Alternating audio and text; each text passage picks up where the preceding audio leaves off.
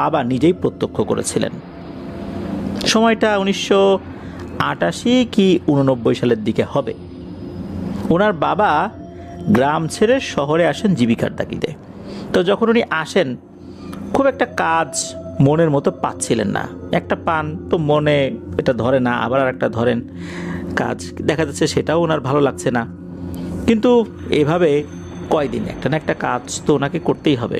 এরপর এক লোকের মাধ্যমে একটা কাজ পেলেন, সেটা হচ্ছে নদীর সাইডে মেশিন দিয়ে যে বালু উত্তোলন করা হয়, এই বালু উত্তোলন করার পর এটা আবার ট্রাকে লোড দিতে হবে। এই বালু নিয়ে বিভিন্ন জায়গায় ওই ট্রাক চলে যাবে। উনি যেটা করবেন সেটা হচ্ছে এই বালুটা ট্রাকে লোড করা সংক্রান্ত যে কাজগুলো, এই কাজগুলো করবেন। যে জায়গাটাতে উনি এই দায়িত্বটা নিয়েছিলেন, জায়গাটার নাম হচ্ছে ঢাকার সাভারের নামাবাজার এলাকায়। ওখানে যে নদী, ওখানেই মূলত এই কাজগুলো উনি পেয়েছিলেন আর কি। তো দেখা গেল একদিন, 2 দিন, 3 দিন চলে যায়, স্বাভাবিকভাবে উনি কাজ করছিলেন। চতুর্থ দিন যখন উনি কাজে গিয়েছেন, তখন উনি দেখতে পেলেন যে উনি যে জায়গাটাতে দাঁড়িয়ে আছেন, ওখান থেকে কিছুটা দূরে একটা ছেলে 2টো মহিষ চড়াচ্ছে।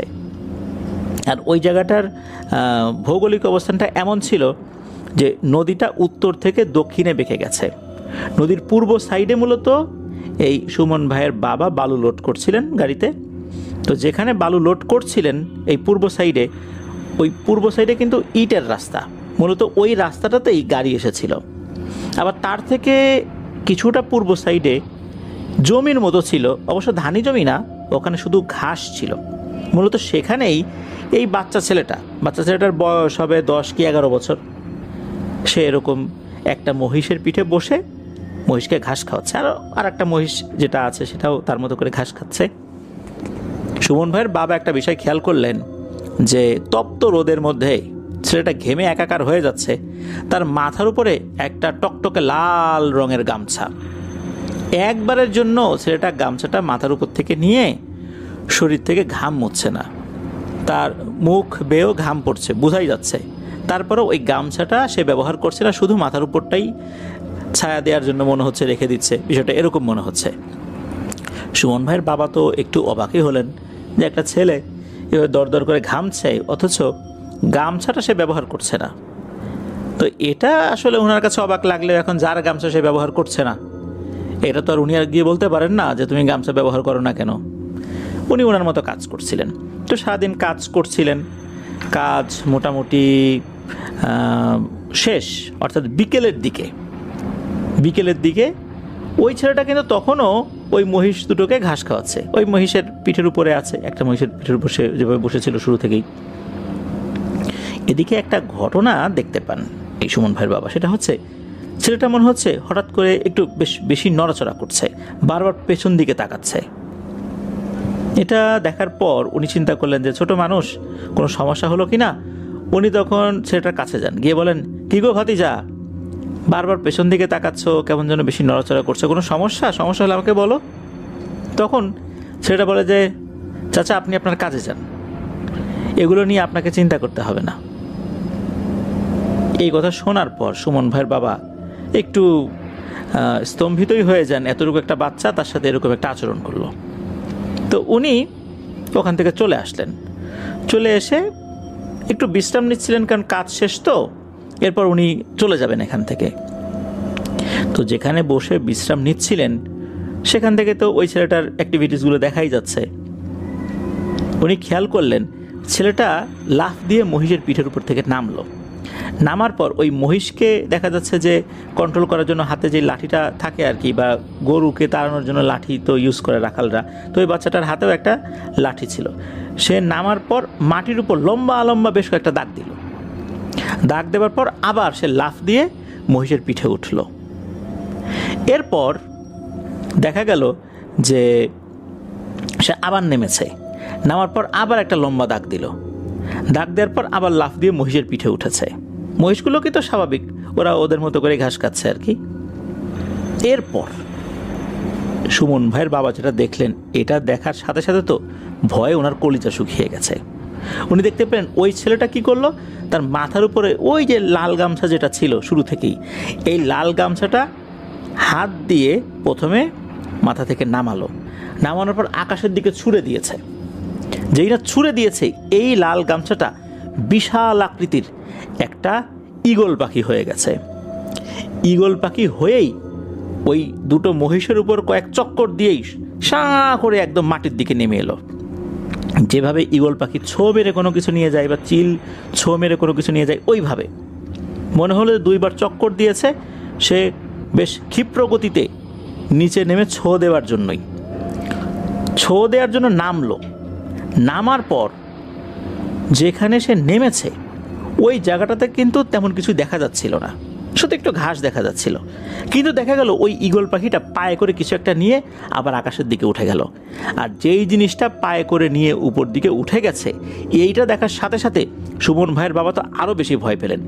উনি দেখতে পেলেন ঈগল পাখির পায়ে বেশ বড় সাইজের একটা ভয়ঙ্কর বিষধর সাপ। এই সাপটা দেখতেই অন্যরকম লাগছে।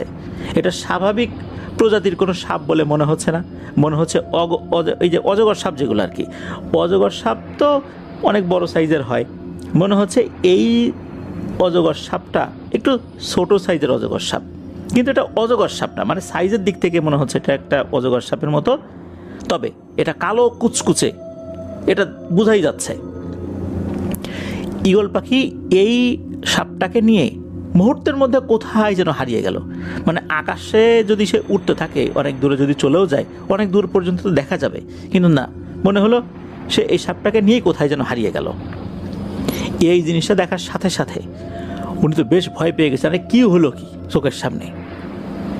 এদিকে ওই ছেলেটার কাছে গিয়ে যে উনি জিজ্ঞেস করবেন, তো এই সাহসটাও পাচ্ছিলেন না। তারপরও ছেলেটাকে দেখে ক্ষতিকর বলে মনে হচ্ছিল না। উনি আবার গেলেন, গিয়ে বললেন যে ভাতিজা কি দেখলাম বলো তো বাবা আমাকে একটু, এটা কি হইলো আমার চোখের সামনে।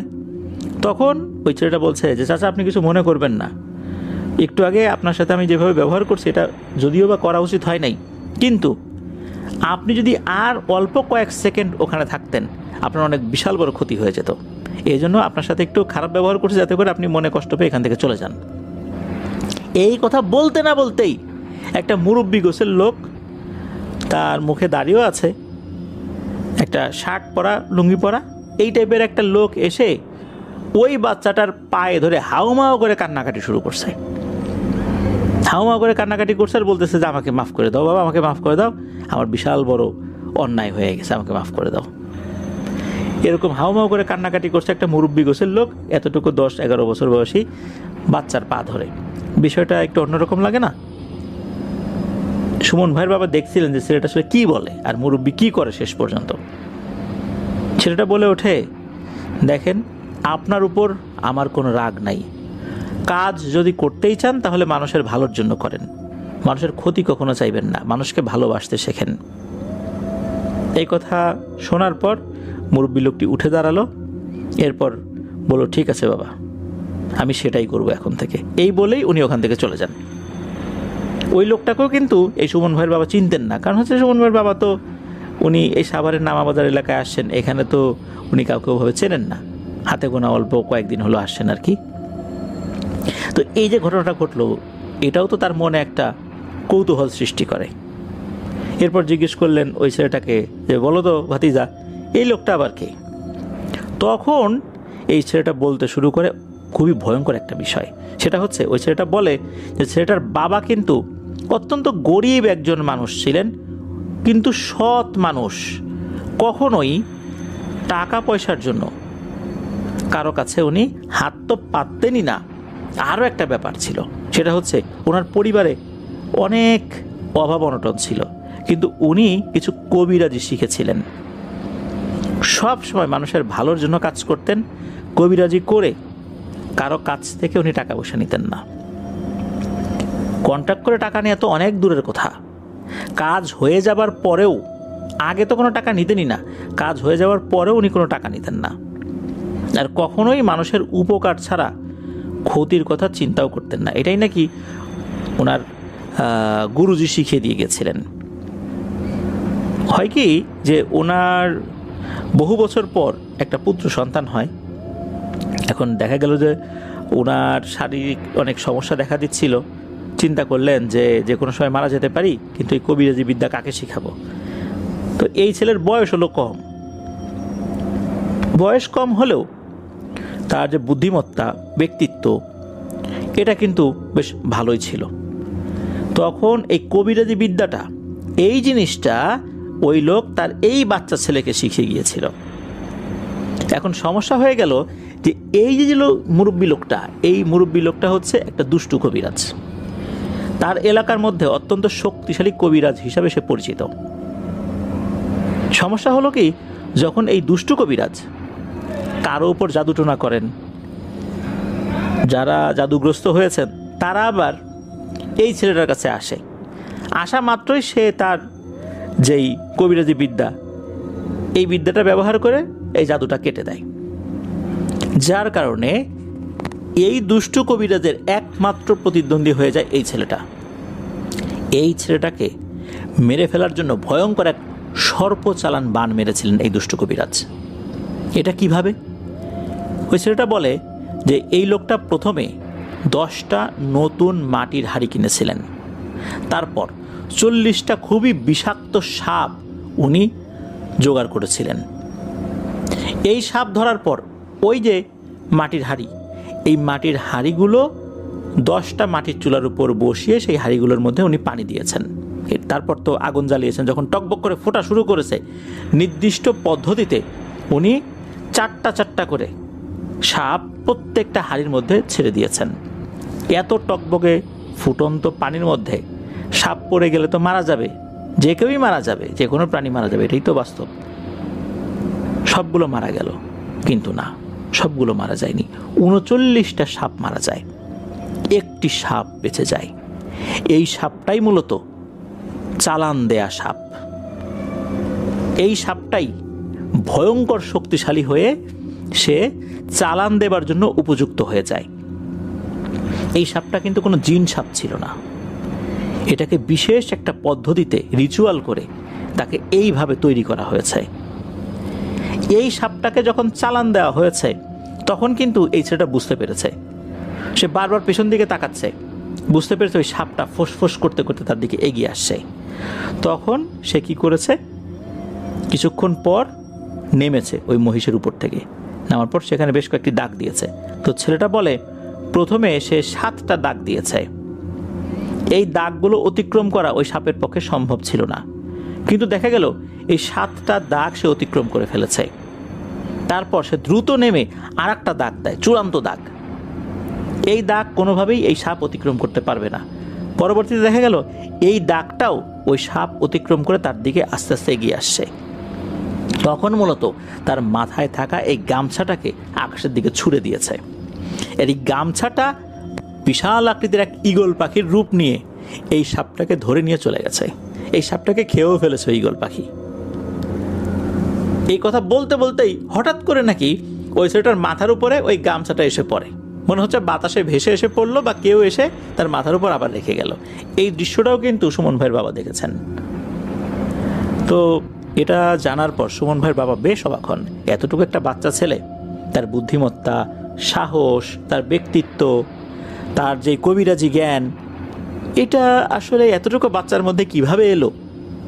সুমন ভাইয়ের বাবা বুঝতে পারলেন যে এই ছেলেটার বাবা আসলে ঠিক মানুষটাকেই নির্বাচন করেছেন। এতটুকু বয়স হলেও সে যে এগুলো আসলে রেখে দেওয়ার মতো বা ধারণ করার মতো আল্লাহ তাআলা তাকে যে ক্ষমতা দিয়েছেন, আসলেই সেটা প্রশংসনীয়। তবে ওই ছেলেটা সুমন ভাইয়ের বাবাকে বলেছিলেন যে চাচা, আপনি এখনই এই ঘটনাটা কাউকে বলেন না, এটা একটা সময় মানুষজনের মধ্যে জানাজানি হবে, তবে এখনই কাউকে বলবেন না, তাহলে মানুষজন আমাকে খুব উৎপাত করতে শুরু করবে, আরও বেশি উৎপাত বেড়ে যাবে। তো এটা বলে দেন আর কি। তো সুমন ভাইয়ের বাবা বলেছিলেন যে ঠিক আছে, আমি এই বিষয়টা আপাতত কাউকে বলবো না। উনি ওনার কলিগ, যার নাম হচ্ছে জিয়া, এই জিয়া ভাইয়ের কাছ থেকে সংগ্রহ করেছেন। ওই জিয়া ভাই যখন কাশু দাদার ঘটনাটি শোনেন তখন উনি উৎসাহিত হয়ে এই জিয়া ভাইয়ের একজন কাকা, তার ঘটনা উনি শেয়ার করেন। সেই ঘটনাটি মূলত এখন আপনাদের সাথে শেয়ার করতে যাচ্ছি। এই যে জিয়া ভাই, উনি কিন্তু বর্তমানে মেরিকো বাংলাদেশ লিমিটেড কোম্পানি বা প্যারাশুট তেল কোম্পানি যেটা আর কি, এটাতে কাজ করছেন। সাভারের আশুলিয়ার পল্লী বিদ্যুৎ এলাকায় উনি বর্তমানে রয়েছেন। জিয়া ভাইয়ের যিনি কাকা, তার কিন্তু সমবয়সী আর কি, তার আসল নামের সাথে মিল রেখে আমরা ছদ্মনাম দিচ্ছি বিশেষ একটা কারণে, আপনারা পরবর্তীতে বুঝতে পারবেন আর কি। তার নাম দিলাম হচ্ছে শাহিন, তবে তার মূল নামের সাথে এই নামটার মিল রয়েছে। এই শাহিন কাকা প্রথম ঢাকায় আসেন 2013 সালে। এইচএসসি পরীক্ষা শেষ করে উনি ঢাকাতে আসেন এই জিয়া ভাইদের বাসায়। এই শাহিন কাকার মূল বাড়ি হচ্ছে টাঙ্গাইল জেলার ধনবাড়ী উপজেলায়। উনি ছোটবেলা থেকেই বেশ ডানপিটে এবং দুষ্টু স্বভাবের। ছোটবেলাতে ওনার মা মারা যান। ওনার বাবা এই মা মরা ছেলেটাকে কিছুই বলতে পারেন না, শাসন করতে পারেন না। ছেলেটার মা নাই, কি বলবেন, মন খারাপ করে কিছু বললেই। এইভাবেই কিন্তু সে এতটাই ডানপিটে হয়ে ওঠে যে গ্রামের দুষ্টুদের মধ্যে সব থেকে প্রথম স্থান অধিকার যদি কেউ করে থাকে সেটা হচ্ছে এই শাহিন কাকা। অন্যের বাড়ির ফল চুরি করা, মুরগি চুরি করা, ছাগল চুরি করা, হাঁস চুরি করা, এগুলো চুরি করে আবার পিকনিক করে বন্ধুদের সাথে মौज মাস্তি করা, এগুলো ছিল এই শাহিন কাকার নিত্যদিনের রুটিন। ওনার বাবা এগুলো দেখতেন কিন্তু শাসন করতে পারতেন না। প্রতিনিয়তই তার নামে নালিশ আসতো কিন্তু শাসন করতে পারতেন না। মানুষের কথাগুলো মুখ বুজে সহ্য করে নিতেন, আবার ছেলের অন্যায়গুলোও উনি সহ্য করতে বাধ্য হতেন। কিন্তু এভাবে কতদিন, ছেলেটা তো বড় হচ্ছে। এদিকে এই শাহিন কাকার যিনি দাদা, উনি মাঝে মাঝে শাসন বারণ করলেও দেখা যেত ওই শাহিন কাকা মানতেন না, উল্টো আরও বিগড়ে যেতেন। একদিন একটা নালিশ আসলো, সেটা হচ্ছে যে এলাকার কারো ছাগল চুরি হয়েছে, সেই ছাগলের পা মাথা এগুলো মাঠে পড়ে আছে। এটা শোনার সাথে সাথে কিন্তু শাহিন কাকার দাদা বুঝে যান যে গত রাতে শাহিন কাকা বাড়িতে তো ছিল না, এই কাজ এই শাহিন কাকারই। ওই সময় উনি আর নিজের উপর নিয়ন্ত্রণ ধরে রাখতে পারেননি, লাঠি একটা নিয়ে এমন বেধড়ক পিটিয়েছেন, পেটাতে পেটাতে শাহিন কাকার এক হাতই ভেঙে ফেলেছেন। পরে দাদার মাথা ঠান্ডা হলে উনি চিকিৎসা করান। বেশ কিছুদিন পর শাহিন কাকা সুস্থ হয়ে গেলে দাদা শাহিন কাকাকে ঢাকাতে পাঠিয়ে দেন। এই যে জিয়া ভাইদের যেটা বাসা, বর্তমান বাসা, সেখানেই। তো কাকা জিয়া ভাইদের রুমে থাকতেন জিয়া ভাইয়ের সঙ্গেই, যেহেতু প্রায় সমবয়সী বন্ধুর মতোই সম্পর্ক। শাহিন কাকা ইন্টারমিডিয়েট পরীক্ষাতে মোটামুটি ভালো রেজাল্ট করেছেন। বিভিন্ন পাবলিক ইউনিভার্সিটি অর্থাৎ সরকারি বিশ্ববিদ্যালয়গুলোতে উনি ভর্তি পরীক্ষা দিলেও চান্স হয়ে হয়নি আর কি। পরবর্তীতে বেসরকারি বিশ্ববিদ্যালয়ে যে পড়বেন, এখানে তো খরচপাতি অনেক বেশি, তাই উনি আর লেখাপড়া কন্টিনিউ করতে পারেননি। যেহেতু লেখাপড়া কন্টিনিউ করতে পারেননি, এই সুযোগে এই সমস্ত অপকর্মগুলো গ্রামে চালিয়ে যাচ্ছিলেন। তো যাই হোক, যেহেতু ওনাকে পাঠিয়ে দিয়েছেন, হওয়া ওঠেনি সরকারি বিশ্ববিদ্যালয়ে চান্স পাতাতে কি জীবন তো থেমে থাকবে না, জীবন তো জীবনের গতিতেই চলতে থাকবে। কাকা এবার একটা চাকরি বা কাজের জন্য চিন্তা শুরু করলেন। এইভাবে চলে যায় বেশ কিছুদিন, চাকরি আর হয় না। এদিকে জিয়া ভাইয়ের ফ্যামিলির সাথে উনি রয়েছেন, খাচ্ছেন দাচ্ছেন, ঘুরে বেড়াচ্ছেন। টুকটাক খরচও কিন্তু জিয়া ভাইয়ের পরিবার থেকে এই শাহিন কাকাকে দিচ্ছে। কিন্তু এভাবে কতদিন, ওনারও তো একটা ব্যক্তিত্ব বলে ব্যাপার আছে। উনি গ্রামে থাকতেন, নিজের বাবার বাড়িতে থাকতেন, দুষ্টামি করে বেড়াতেন, এটা ওটা চুরি করে খেতেন, সেই হিসাবটা আলাদা। কিন্তু এখন আর একটা পরিবারে আসছেন, এভাবে তো হয় না। এদিকে এই যে জিয়া ভাইয়ের পরিবার, উনি কিন্তু কখনোই শাহিন ভাইকে টাকার জন্য কিছু বলে নাই, জিয়া ভাইও বলে নাই, তার পরিবারও বলে নাই। শুধু তাই না, শাহিন ভাইয়ের বাবা এবং দাদাকেও শাহিন ভাইয়ের খরচ সংক্রান্ত কোনো বিষয় ওনারা কখনো নক দেন নাই। একবার হয় কি যে শাহিন ভাই খুব হতাশা নিয়ে যখন ঘোরাঘুরি করে একটা চায়ের দোকানে বসে আছেন, ওই যে জিয়া ভাইদের বাসা যেখানে, ওই কাছাকাছি একটা দোকানে বসছেন, তখন দেখা গেল যে ওখানে একটা পোস্টার টানানো। এই পোস্টারগুলো কিন্তু আসলে আমরা অনেক জায়গাতেই দেখি যে অমুক তান্ত্রিক, এই নাম দেখা যাচ্ছে যে এরকম একটা নাম দেয়া থাকে আর কি। তবে আমরা নামটা বলছি না, সঙ্গত কারণে বলছি না।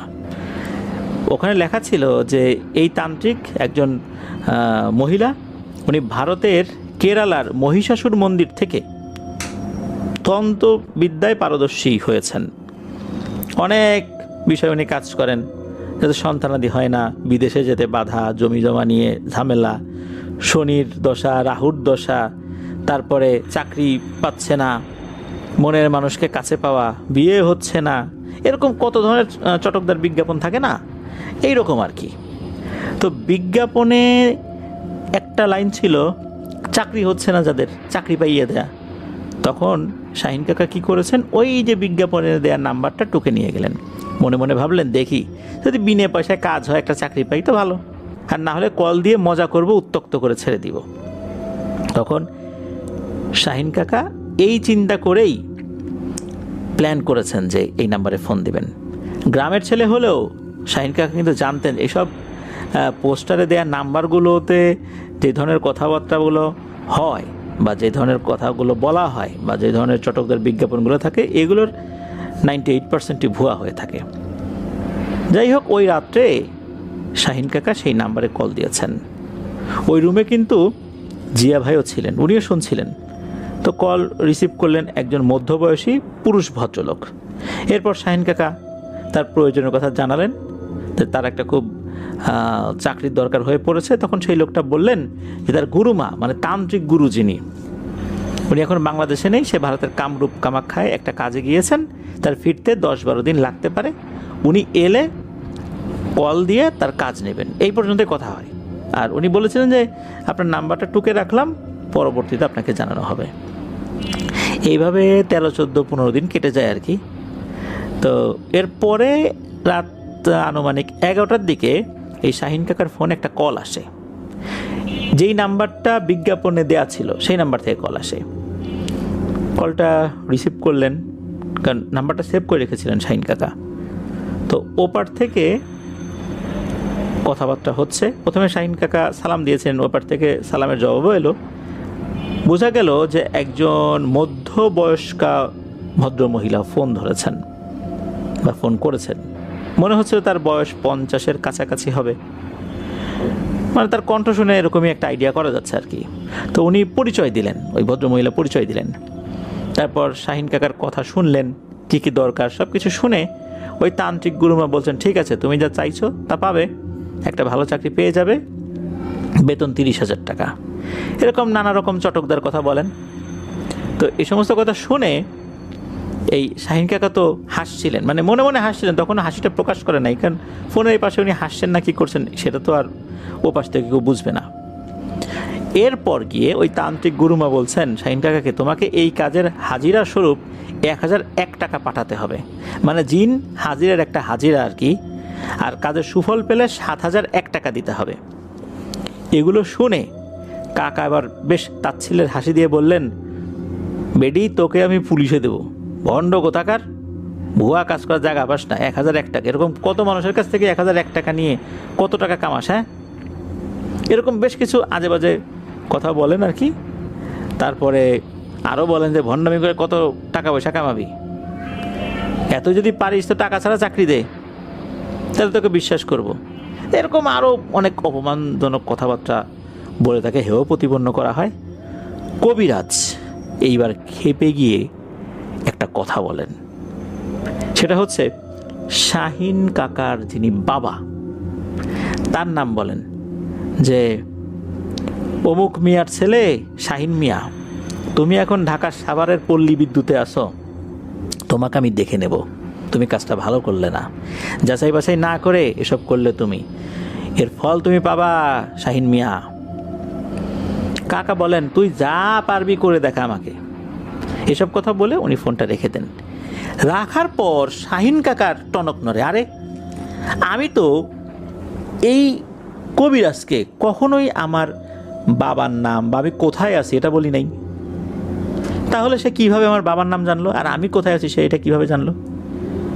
এরপর আবার কাকা বলছেন, ধুর, এগুলো কি বর্তমান জামানায় অসম্ভব নাকি, কোনো না কোনোভাবে হয়তো সংগ্রহ করেছে।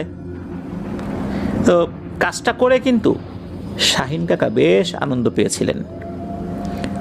শুধু এই কাজ এখানে হয়ে গিয়েই সমাপ্ত হয়নি, শাহিন কাকা ভিন্ন ভিন্ন নাম্বার থেকে প্রতি রাত্রে ওই নাম্বারে ফোন করে ওই ভদ্রমহিলাকে অকথ্য ভাষায় যা যা বলার দরকার তাই তাই বলেছেন। তো এভাবে বেশ কয়েকদিন বলার পর এরপর গিয়ে উনি থেমেছেন আর কি। মোটামুটি এভাবে 4-5 বার তাকে বিরক্ত করেছে এই শাহিন কাকা। এর অল্প কিছুদিন পর, হয়তো বা 1 মাস 1.5 মাস এরকম, এরপর থেকেই হঠাৎ করে কিছু সমস্যা দেখা দিল এই কাকার সাথে। ওনার শারীরিক অবস্থা আস্তে আস্তে খারাপ হয়ে যাচ্ছে, শুধু শুকিয়ে যাচ্ছেন, এছাড়া আর কোনো সমস্যা নেই। উনি কিন্তু বেশ স্বাস্থ্যবান ছিলেন, খাওয়া দাওয়া বেশ ভালো করেন, কিন্তু তার শরীর ভেঙে যাচ্ছিল। ডাক্তার দেখানো হয়, এই যে জিয়া ভাইয়ের পরিবার থেকে তাকে ডাক্তার দেখানো হয়, কিন্তু কোনো কাজ হচ্ছে না।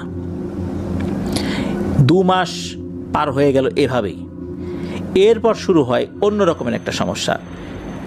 শাহিন কাকা তো বেশ বড় মানুষ, উনি ইন্টারমিডিয়েট পাশ করে আসছেন, একজন পরিণত বয়স্ক মানুষ বলতে হবে। যদিও বা ওই রকম আসলে 30 বছর বয়সে যুবক উনি না, কিন্তু তারপরও বোঝেন তো সব কিছু, যেহেতু ইন্টারমিডিয়েট পাস করেছেন, চাকরি বাকরি খুঁজছেন। একটা সমস্যা দেখা দিল, বাচ্চারা যেভাবে ঘুমের ভেতরে জল বিয়োগ করে বিছানায়, উনি এই কাজটা শুরু করে দেন। তো এরকম কিন্তু প্রতিদিন যে হয় তা না, সপ্তাহে 1-2 বার। কিন্তু এরকম বয়স্ক একজন মানুষের কাছে, বিশেষ করে একটা ইন্টারমিডিয়েট পাশ করা একটা ছেলের, তো এরকমটা হওয়ার কথা না। উনি জিয়া ভাইকে বলেছিলেন উনি নাকি ঘুমের মধ্যে 6 কি 7টার মতো অবয়ব দেখতে পান। তাদের চেহারা ভালো করে বুঝতে পারেন না, এ নাকি শুধু হাসে। মানে ঘুমের মধ্যে এই স্বপ্ন যখন উনি দেখেন, এই অবয়বগুলো নাকি শুধু হাসে, হো হো করে হাসে, আর কোনো কথা বলে না। তো এরকম সমস্যা কিন্তু চলছে। এদিকে ওনার এই বয়সে এই ধরনের কাজ যদি উনি করেন, তাহলে বিষয়টা কেমন দেখা যায় না? তবে দেখা গেল জিয়া ভাইয়ের পরিবার থেকে কিন্তু বিষয়টা ওনারা যে স্বাভাবিকভাবে নিয়েছেন, বিষয়টা এরকম না। একে তো উনি শুকিয়ে যাচ্ছেন, এরপর এই ধরনের একটা সমস্যা তৈরি হয়েছে। এদিকে শাহিন কাকাও তো লজ্জা পাচ্ছেন যে কি করা যায়। এর পরপরই শুরু হলো আর একটা সমস্যা। রাতের বেলা এরকম 4-5 দিন পর এরকম হতো। রাতের বেলা উনি শরীরে কোনো কাপড় রাখতেন না, এইভাবেই ঘর থেকে বেরিয়ে যেতেন, বেরিয়ে গিয়ে উচ্চস্বরে গান গাইতে থাকেন। তো রাতের বেলা এইভাবে বেরিয়ে যেতেন, এইভাবে উচ্চস্বরে গান গাচ্ছেন। আশেপাশের মানুষজন তো তাকে পাগল মানে বলতেছেন, পাগল তো বলবেনই, কারণ এভাবে কাজ করলে কেউ তো কোনো মানুষকে সুস্থ বলবে না। আর উনি তো এই এলাকায় আসছেন বেশ কয়েক মাস হয়ে গেছে, আশেপাশের বেশ কিছু মানুষজন তো ওনাকে চেনেন। তখন তো এই যে জিয়া ভাইকে বলছে, এই কী ব্যাপার, তোমার কাকা তো পাগল হয়ে গেছে, কি হলো, ভালোই তো ছিল, পাগল হয়ে গেল কেন? পরবর্তীতে এটার মাত্রা নাকি এতটাই বেড়ে যায় যে জিয়া ভাইয়ের পরিবার এই শাহিন কাকাকে রশি দিয়ে বেঁধে রাখতে বাধ্য হয়েছিলেন। এদিকে তার বাবা দাদাকে বলা হয়েছে এরকম সমস্যা হয়েছে। তখন সবাই চিন্তা করলেন যে যেহেতু ছেলেটা মা মরা, তার মা নাই ছোটবেলা থেকেই, তারপর হতাশাগ্রস্ত হয়ে গেছে, চাকরি বাকরি পাচ্ছে না, মনে হচ্ছে এই কারণে মানসিক কোনো সমস্যা হয়ে গেছে। ডাক্তার দেখানো হলো, কোনো লাভ হয় না। ডাক্তার শুধু একটা কাজই করে, বিভিন্ন ধরনের ঘুমের ট্যাবলেট দেয়, যে ঘুম ঠিকঠাক হলেই সব কিছু ওকে, কিন্তু কাজ কিন্তু হয় না। একদিন রাত্রে শাহিন কাকা ঘুমাচ্ছেন, জিয়া ভাইও ঘুমাচ্ছিলেন ওই একই রুমে। জিয়া ভাই কিছু একটা শব্দ শুনতে পেলেন, ফ্যাঁস ফেঁসে কণ্ঠে, মনে হচ্ছে বেশ কয়েকজন কথা বলছে। তারা ফ্যাঁস ফেঁসে কণ্ঠে বলছে, ওকে আজকে নিয়ে যাবই, আজই ওর শেষ দিন। কেউ বলছে আমি আগে নেব, কেউ বলছে না আমি আগে নেব। মানে এর একটা প্রতিযোগিতার মতো করছে। আর কেমন যেন একটা বিদঘুটে হাসির শব্দ পাওয়া যাচ্ছে। তো এরকম শব্দ কিন্তু উনি চোখ বন্ধ করে শুনছিলেন, চিন্তা করেছেন যে স্বপ্নের মধ্যে এরকম শব্দ উনি শুনতে পাচ্ছেন কিনা, কিন্তু মনে হলো না। তারপর উনি চোখ খুললেন। চোখ খোলার পর দেখতে পেলেন ভয়ঙ্কর একটা দৃশ্য।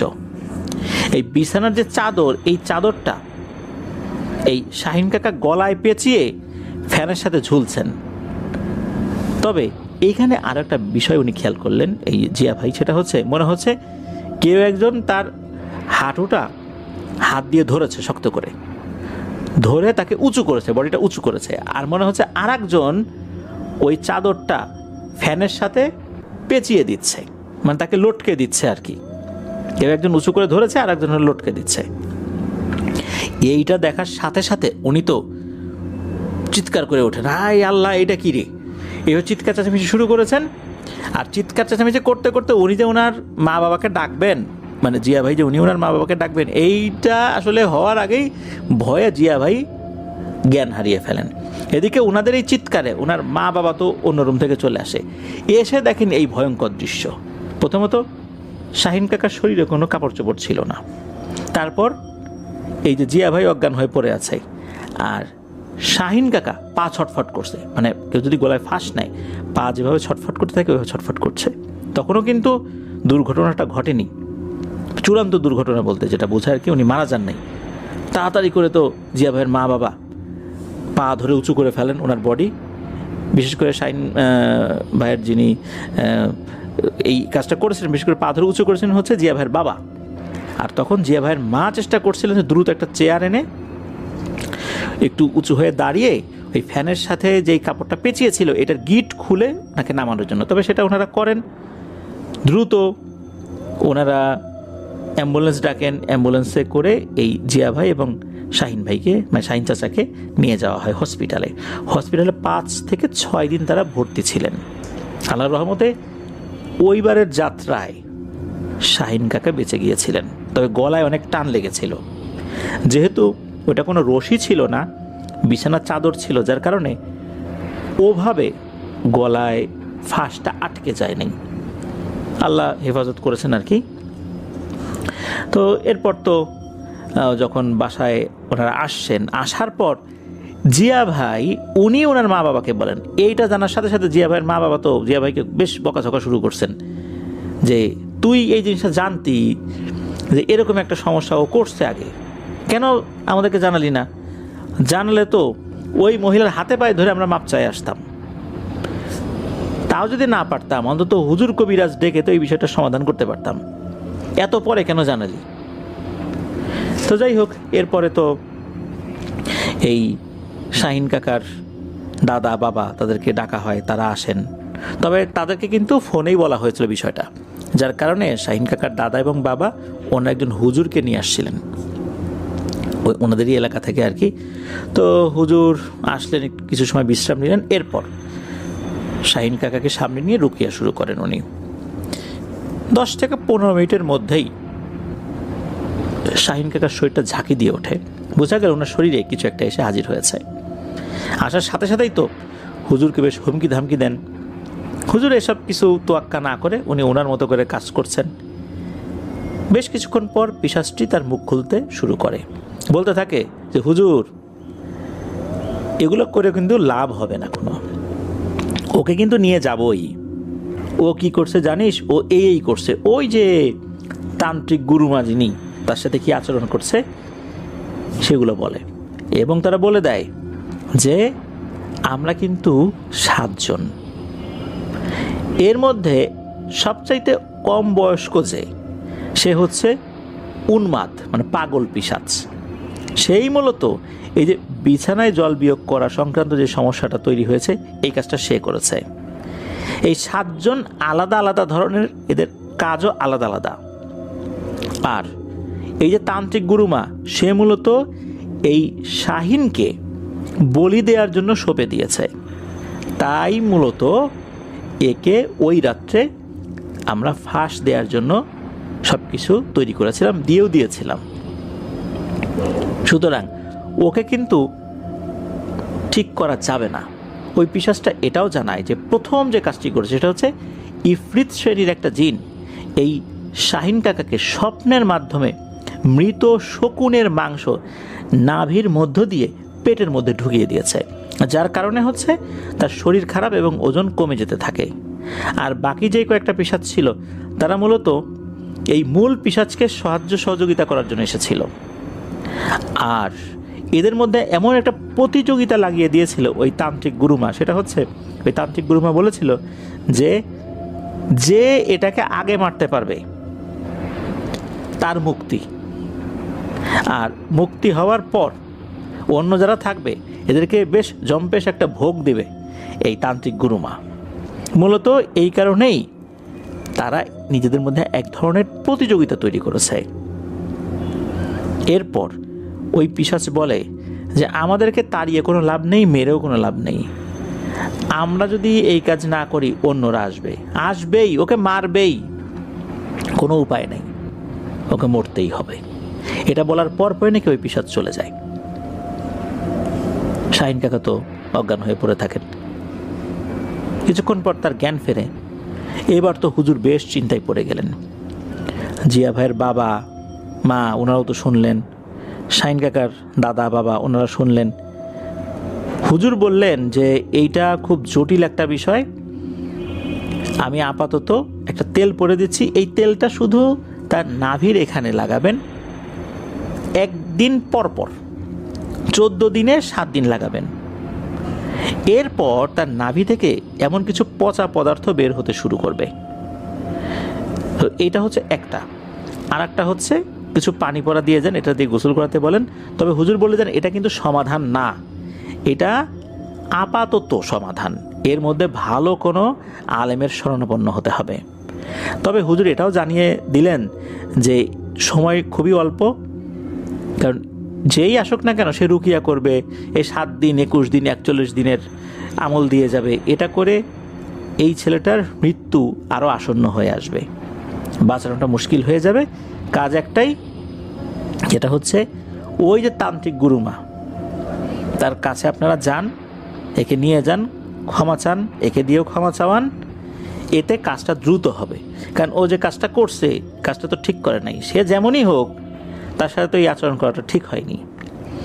হুজুর এটাও বলেন যে হুজুরের সাথে থাকা জিনেরা বেশ কিছু তথ্য দিয়েছে, সেটা হচ্ছে এই তান্ত্রিক গুরুমা নাকি আসলেই ভারতের কেরালার মহিষাসুর মন্দির থেকে প্রশিক্ষিত। তবে এখানে একটা ব্যাপার রয়েছে, সেটা হচ্ছে যে ইনি নাকি ভালো কাজগুলোই করেন, মানে খারাপ কাজ করেন না।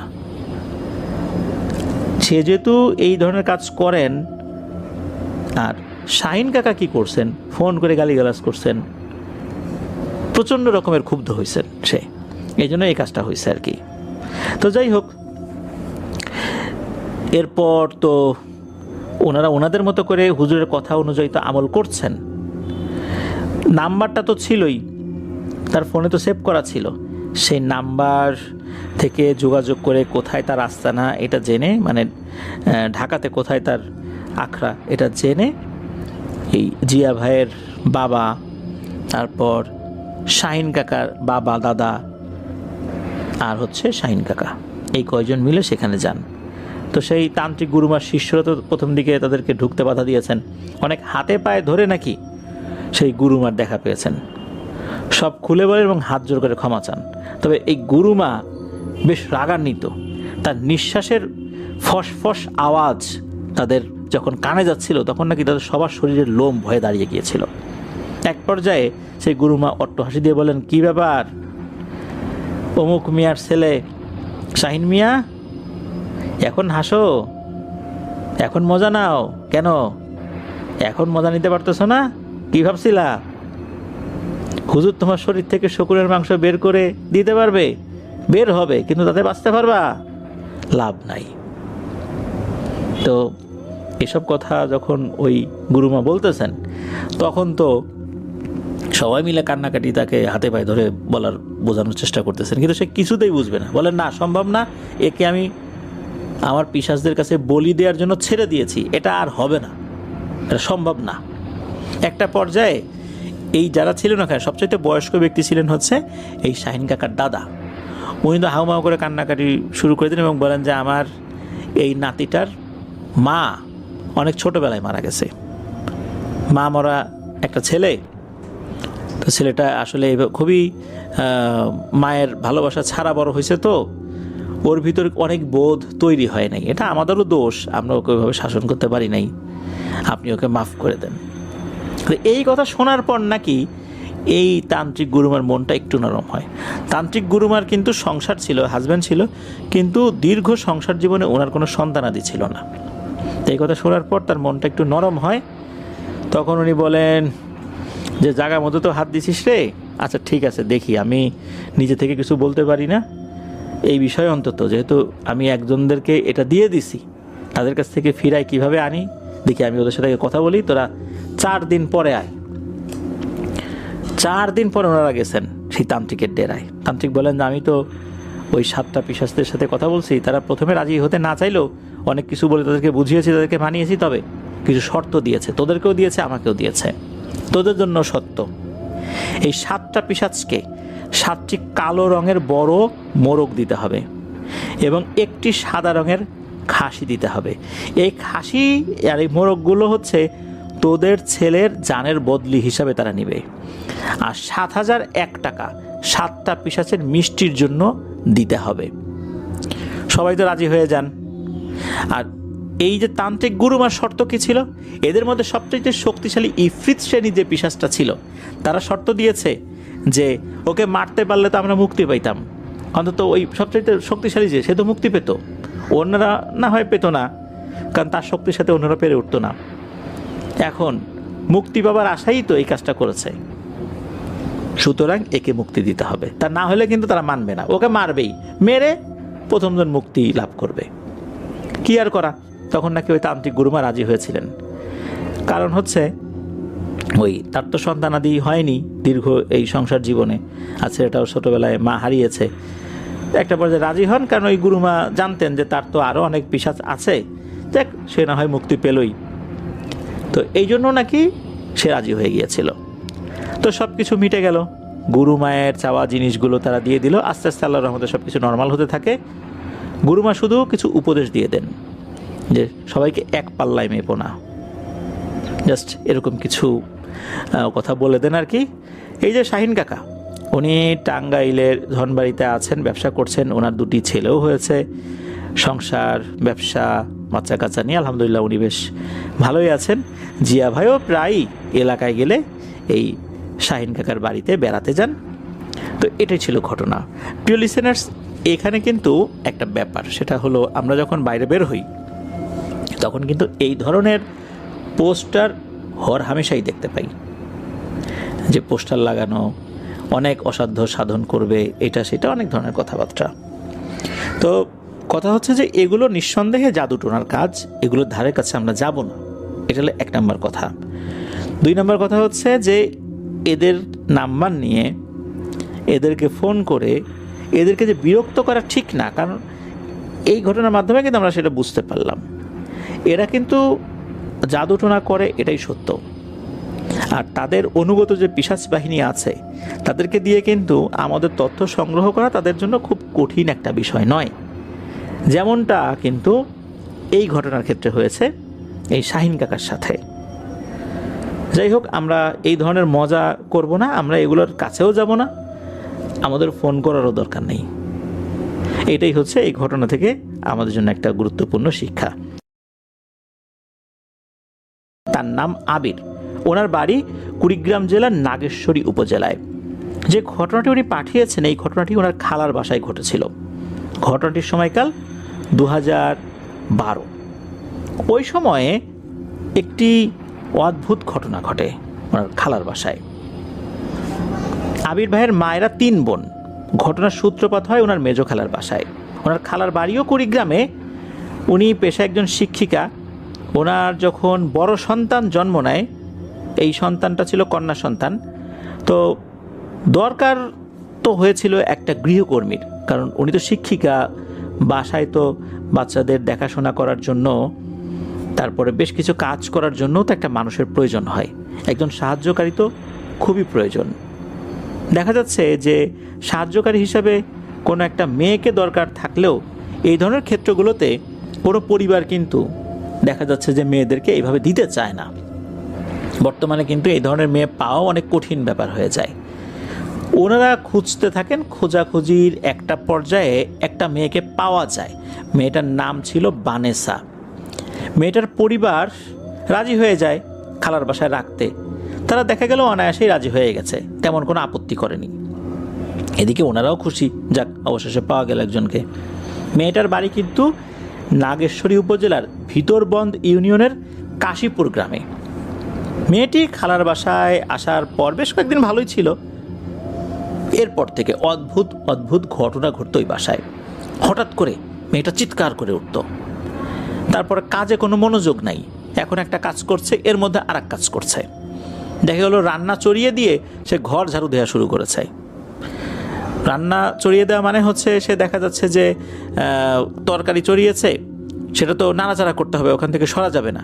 সে ওই অবস্থায় অন্য জায়গায় সরে অন্য কাজ করছে, সে ভুলেই গেছে সে রান্না চড়িয়েছে। অথবা সে তরকারি কাটাকুটি করছে, হঠাৎ করে সেটা অর্ধেক পর্যায়ে রেখে অন্য কাজে চলে গেছে। মানে এটা কিন্তু শুরুর দিকে ছিল না, হঠাৎ করে আবার শুরু হয়েছে এটা।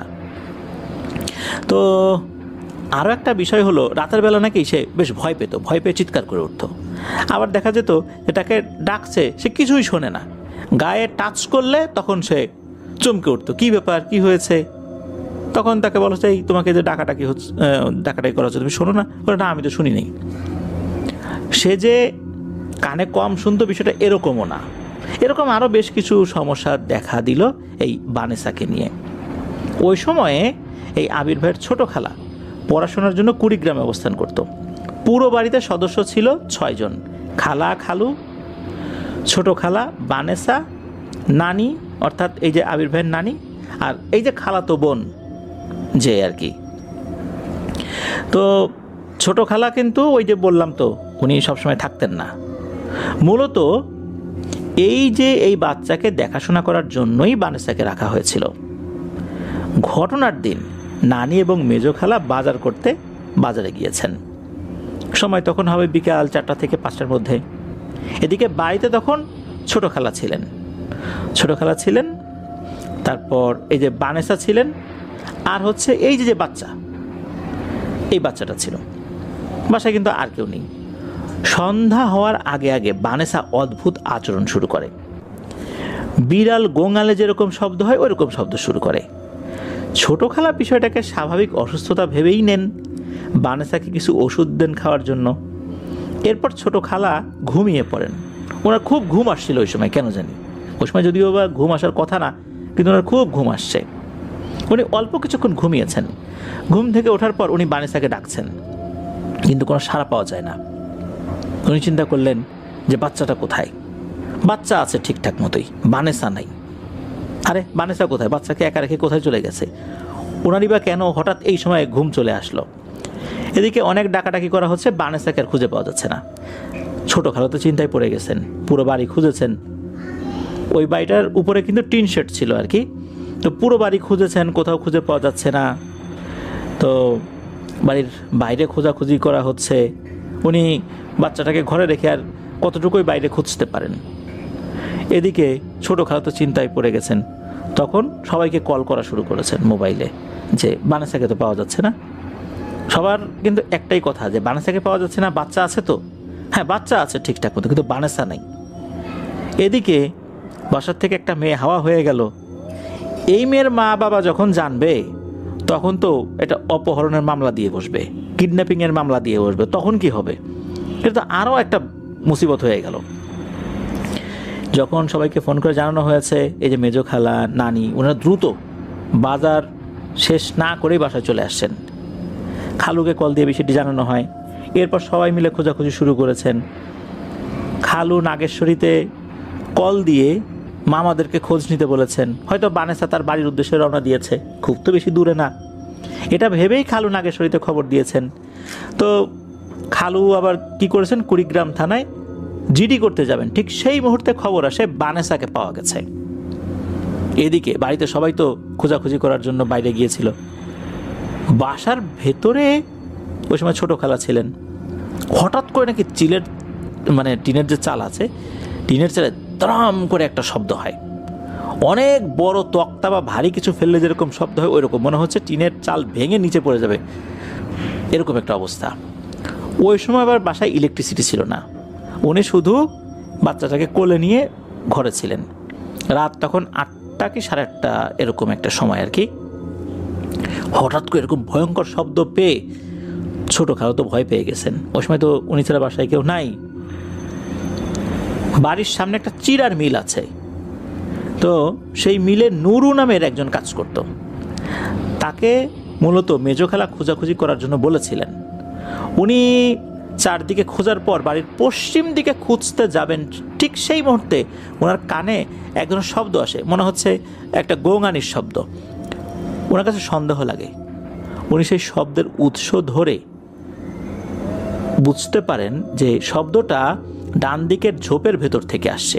উনি একটু এগিয়ে যান, ময়লা ঝোপঝাড় পরিষ্কার করে যখনই সামনের দিকে একটু এগিয়েছেন তখন দেখেন এক অদ্ভুত দৃশ্য। এই যে বানেসা মেয়েটা মাটিতে পড়ে আছে অজ্ঞান অবস্থায়, তবে শুরুর দিকে এটা বানেসা কিনা বুঝতে পারেন নাই, কারণ উপর হয়ে পড়া ছিল। তবে তার পোশাক আশাক দেখে বুঝতে পেরেছেন এটা বানেসাই হবে।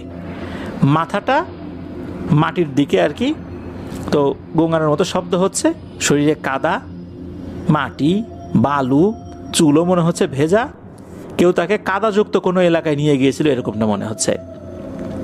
এই যে নুরু সাহেব, উনি তো বানেসাকে কোলে করে বাড়িতে নিয়ে আসেন। বানেসা কিন্তু ওরকম গোঙাচ্ছিল, কিন্তু তার কোনো হুঁশ ছিল না। বাসায় আসার পর বানেসার জ্ঞান ফেরে, সে অদ্ভুত আচরণ করা শুরু করে, জিন ভর করলে যেরকম আচরণ করে ঠিক সেই রকম। এসব দেখে কাছাকাছি থাকা এক কবিরাজকে ডেকে আনা হয়। কবিরাজ আসার পর সেই জিনকে হাজির করেন এবং জিজ্ঞাসাবাদ শুরু হয়ে যায়। জিন বলে, আমি তো বানেসাকে আমার রাজ্যে নিয়ে গেছিলাম, আমি পরিকল্পনা করছি যে ওকে আমার সাথেই রাখবো, কিন্তু আমার নিজেদের সমস্যার কারণেই রাখতে পারি নাই, তাই আবার একে এখানে ফেলে দিয়ে গেছি। তখন সবাই বুঝতে পারেন যে ছোটো খালা যে ধরাম করে শব্দটা শুনছেন, এটা মূলত ওই বানেসাকে ফেলার শব্দ। ওখানে ফেলার পর বানেসা গড়াগড়ি খেতে খেতে চলে গেছে ওই ঝোপের দিকে। তো ওই কবিরা জিজ্ঞেস করে, কি কোথায় ধরছিস, কতদিন ধরে ওর সাথে আছিস? জিন বলে যে রামখানা দিঘির পারে আমি ওকে ধরেছি, ছোটোবেলা থেকেই আছি ওর সাথেই। এই রামখানা হচ্ছে নাগেশ্বরী উপজেলার একটা ইউনিয়ন। দিঘির পার বলতে ওই রামখানা বাজার বোঝানো হয়েছে আর কি। ওই রামখানা বাজারে একটা বড় দিঘি আছে নাকি। সবাই রামখানা দিঘির পার বললেই চেনে, এমনটাই জানিয়েছেন আবির ভাই। তো অনেক কষ্টে ওই কবিরাজ বানেসার কাছ থেকে ওই জিনটাকে তাড়াতে সক্ষম হন। উনি জিনটাকে এই শর্ত দিয়ে দেন, বাংলাদেশের সীমানার বাইরে এই জিনটা আসতে পারবে না। এমন একটা কাজ করে দেন যে বাংলাদেশের সীমানার মধ্যে, এই বাংলাদেশের যেই চতুর্দিকে যে সীমানা রয়েছে, এই বর্ডার ক্রস করে ঢোকার সাথে সাথেই নাকি এই কবিরাজের কাছে খবর হয়ে যাবে। তখন কবিরাজের অনুগত জিনেরা ওইটাকে ধরবে। তখন জিনটা রাজি হয় এবং বলে যায় যে আমি চিহ্ন হিসাবে বানেসার একটা স্যান্ডেল নিয়ে যাব। এক জোড়া না, একটা স্যান্ডেল। সে সত্যি একটা স্যান্ডেল নিয়ে চলে গিয়েছিল। দেখা গেল যে বানেসার একটা স্যান্ডেল নাই, একটু আগে কিন্তু ওখানে এক জোড়া স্যান্ডেল ছিল। এই ঘটনার পর বানেসাকে তার বাড়িতে পাঠিয়ে দেওয়া হয়। সবচেয়ে অবাক করা বিষয় হচ্ছে, বানেসার পরিবার এই বিষয়গুলো জানতো, তারপরেও এই বিষয় সম্পর্কে এই পরিবারকে সতর্ক করেনি। তারা এই বিষয়টা নাকি অনেকদিন ধরেই সহ্য করে যাচ্ছেন, এমনটাই জানিয়েছেন। তবে এই ঘটনার পরে বানেসার কোনো খোঁজ খবর ওনারা আসলে রাখেননি, কারণ এটা আসলে ওনাদের জন্য একটা ঝামেলা, যে আবার যদি পরে নিয়ে আসেন বা মেয়েটাকে রাখেন আবার কি ঝামেলা হবে, পরে দেখা গেল যে মামলা মোকদ্দমায় ফেসে যাবেন, অনেক ধরনের জটিলতাই তো হতে পারে। এই জন্যই মূলত ওনারা খোঁজ খবরও রাখেন নাই, বানেসাকেও দিয়ে আসছিলেন। তো এটাই ছিল ঘটনা। ব্রাহ্মণবাড়িয়া জেলার নাসিরনগর উপজেলার ভোলাকুট গ্রামে, এই ভোলাকুট গ্রামে একটি বাজার রয়েছে। এই বাজারে ওনার একটি মুদির দোকান রয়েছে। এই দোকানে তো প্রতিদিন অনেক মানুষই কেনাকাটা করতে আসেন। মাঝে মাঝে ওনাদের এলাকার একটা ছেলে, যার নাম হচ্ছে পলাশ মিয়া, এই পলাশ মিয়া আসেন। পলাশ মিয়া কিন্তু এই গ্রামে থাকেন না, উনি ঢাকা জেলার নবাবগঞ্জ উপজেলার একটি রেস্টুরেন্টে বাবুর্চি পদে কর্মরত রয়েছেন।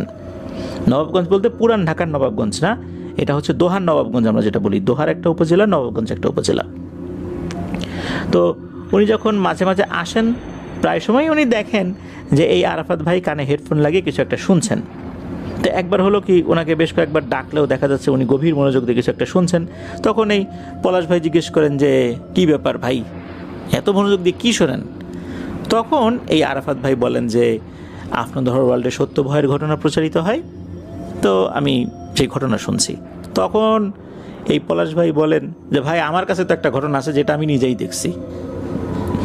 এরপর ওনার যে বাজার করতে হবে সেগুলো তো দিয়ে দিয়েছেন, তবে এই আরাফাত ভাই বলেন যে ঘটনাটা শুনবো, আমি তো দুপুরের দিকে একটু ফ্রি থাকি, আসেন না একটু দুপুরের দিকে ঘটনাটা শুনবো। উনি দুপুরের দিকে আসেন আর কি পলাশ ভাই। তো দুপুরের দিকে দেখা যাচ্ছে যে গ্রামের লোকজন সকালের দিকে একটু বাজারঘাট করে আর বিকেলের দিকে করে, কেননা এই মধ্যবর্তী সময়টাতে তারা কৃষিকাজ সহ দৈনন্দিন আরও গুরুত্বপূর্ণ কাজে ব্যস্ত থাকার কারণে এই সময়গুলোতে ওনারা বাজারঘাট করার সুযোগ খুব একটা পান না। কাজ শেষ করে বিকেল বা সন্ধ্যার দিকে আসেন। দুপুরের দিকে ফ্রি থাকার কারণে এই যে পলাশ ভাই যিনি, উনি তো ছুটিতে আসছিলেন আর কি, তখন উনি আসেন, গল্পগুজব শুরু হয়ে যায়। তখন পলাশ ভাই বলতে থাকেন ঘটনাটা খুব বেশি দিন আগের না, ওনাদের যে রেস্টুরেন্ট নবাবগঞ্জে আর কি, ওই রেস্টুরেন্টেই ঘটেছিল। তবে ঘটনাটি ঘটেছিল ওনাদের স্টাফ রুমে। ওনাদের দুটো স্টাফ রুম রয়েছে স্টাফদের থাকার জন্য। যেহেতু অনেক সকালবেলা উঠতে হয়, স্টাফরা যদি বাইরে থাকে তাহলে সকালবেলা কিভাবে হোটেলে আসবে। আবার দেখা যাচ্ছে হোটেল রাত করে বন্ধ করতে হয়, পরিষ্কার পরিচ্ছন্নতার ব্যাপার আছে, অনেক ধরনের কাজই তো রেস্টুরেন্টগুলোতে থাকে। এই জন্য স্টাফদের থাকার জন্য মালিক পক্ষ থেকে দুটো রুম আলাদা করে দেওয়া হয়েছিল। এক রুমে 4 জন, আর এক রুমে 4 জন থাকে আর কি।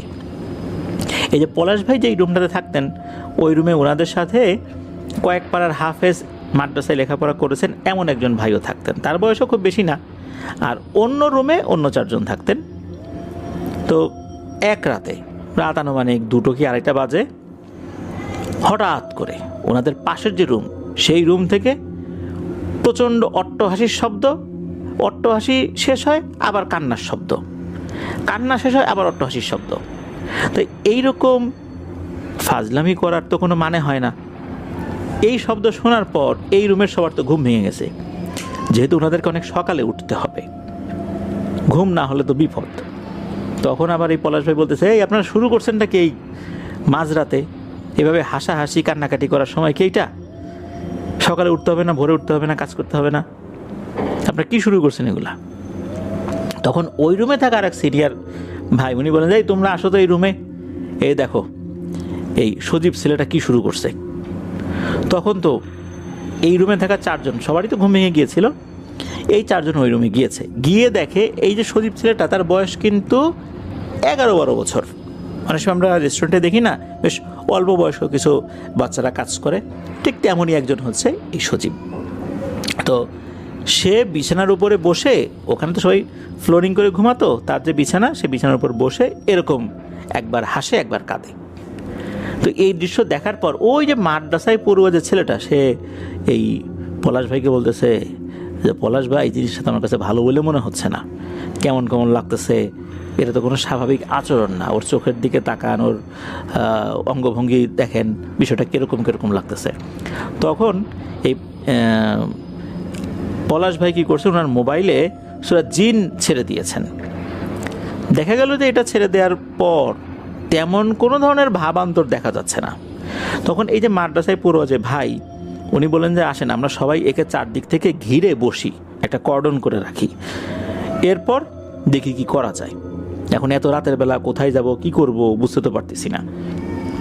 তখন উপস্থিত যারা ছিলেন ওনারা 4 দিকে ঘিরে বসেন, যে যার হাত ধরে বসছেন, যাতে করে এ দৌড় দিয়ে বের হতে গেলেও সাথে সাথে ওনারা হামলে পড়ে জাপটে ধরে ফেলতে পারেন। কারণ ওনাদের একটা ধারণা ছিল এই ছেলেটা যে কোনো সময় দৌড় দিয়ে বেরিয়ে যাবে, যদিও বা ঘরের দরজা বন্ধ করে রেখেছিলেন।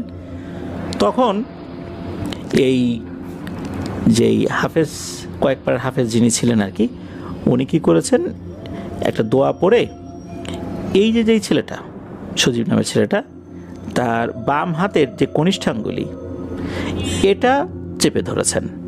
যেই না চেপে ধরেছে, সাথে সাথে নাকি ওই ছেলেটা উপস্থিত সবার তার নাম, তার বাবার নাম, তার দাদার নাম, তারপর চাচাদের নাম কি, চাচাতো ভাই বোনদের নাম কি, সব বলা শুরু করেছে।